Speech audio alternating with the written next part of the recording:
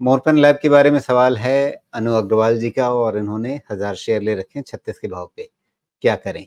अब क्या करें वो तो इस पे निर्भर करेगा अनु जी कि आपका उसमें नजरिया क्या है, आपने ट्रेडिंग के लिए लिया है, निवेश के लिए लिया है, ये सब भी आप अपने सवाल में साथ में लिखा करें। सिर्फ आप ही नहीं, सारे दर्शकों के लिए अनुरोध है, तो उससे आपको अपने लिए बेहतर जवाब मिल पाएगा। फिलहाल खैर अभी 36 के भाव पे लिया है इन्होंने, तो आगे कैसी संभावनाएं दिख रही हैं इसमें? करेक्टिव फेज में है मोरपिन, डॉक्टर मोरपिन लैब्स थोड़ा करेक्टिव फेज में है। होप गए नहीं है, मैं इतना ही कह सकता हूँ कि भी उसके होप गए नहीं है। मैक्सिमम पॉसिबिलिटी है कि ये 30 के तरफ एक बार और करेक्ट करे, बिकॉज मार्केट सेंटिमेंट अभी बहुत फेवर नहीं कर रहे हैं स्टॉक को। रिस्क शुरू होता है इसका 28 के नीचे, एंड सीवियर रिस्क पैटर्न का जो है वो 24 के नीचे ही है, उसके पहले नहीं है। थियरी ये कहती है कि जो भी ट्रेड है वो 28 के नीचे ही वीक कंसीडर किया जाएगा, उसके पहले वीक कंसीडर नहीं किया जाएगा। तो तब तक आपके पास होप है, ये पॉसिबिलिटी है कि ये टुवर्ड्स 30 एक बार ट्रैवल करे और उसके बाद ऊपर आने की कोशिश करे।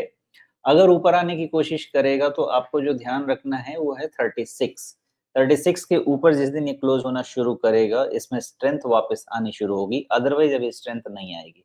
और जिस दिन 36 के ऊपर क्लोज होना शुरू किया, बस उस दिन ध्यान रखिएगा कि जब तक आपका ये लो है ना 31.3 का, ये बचा रहना चाहिए।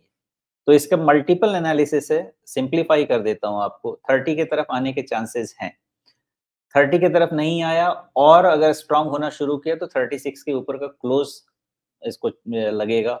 36 के ऊपर क्लोज होना शुरू हुआ मतलब ये है कि 31.3 आपके लिए बहुत ही स्ट्रांग सपोर्ट और होप वाला सपोर्ट हो जाएगा, और धीरे धीरे ये वापस रिकवर करना चाहिए।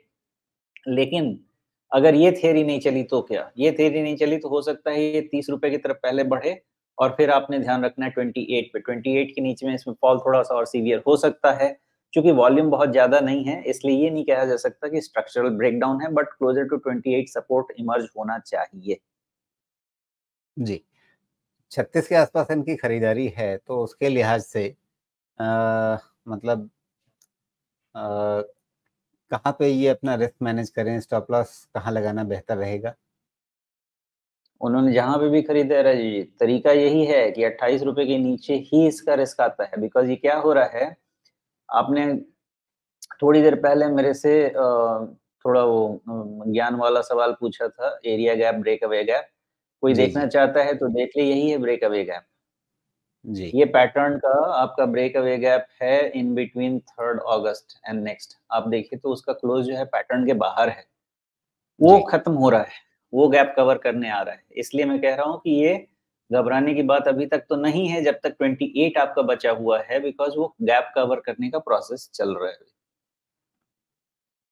ओके, तो फिलहाल ये कि नुकसान है, लेकिन उसमें घबराने की ज़रूरत तब तक नहीं है जब तक 28 के नीचे न जाए। हालाँकि मसला वही है कि अब 36 रुपए के शेयर में अगर 8 रुपए निकल गए, तो परसेंटेज के हिसाब से अच्छा खासा नुकसान हो जाता है। लेकिन फिलहाल पैटर्न यही कह रहा है कि वहाँ तक इंतज़ार करना बनता है।